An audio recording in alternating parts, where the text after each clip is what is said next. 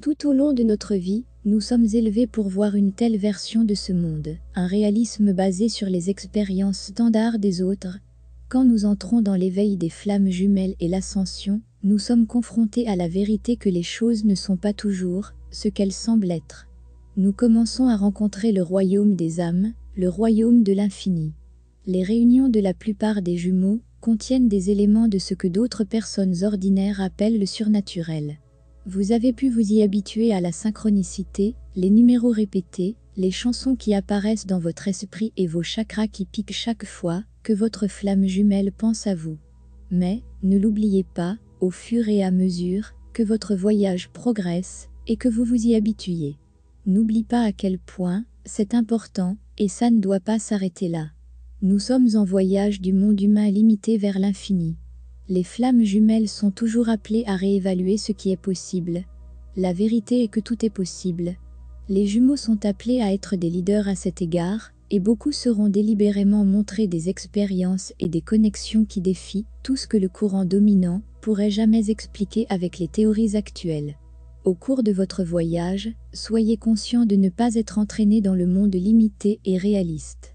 Cela ne fera que bloquer le déroulement de votre voyage.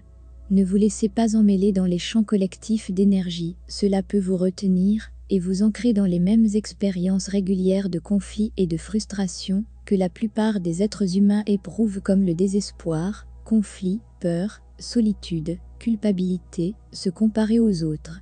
La société est pleine de gens qui se concentrent sur les problèmes et les limitations. Lorsque nous nous alignons sur quelque chose, nous l'invitons davantage. Nous sommes des êtres énergétiques et nous interagissons toujours avec les énergies de ceux qui nous entourent. Ne perdez pas la magie qui vous a amené ici en premier lieu. Alors, votre façon d'aimer est à ne pas discuter.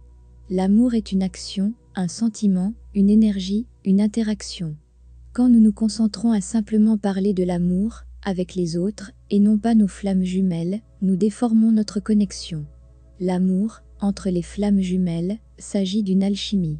Si vous ne pouvez pas communiquer avec eux, alors allez envers leur âme. Parlez à leur moi supérieur.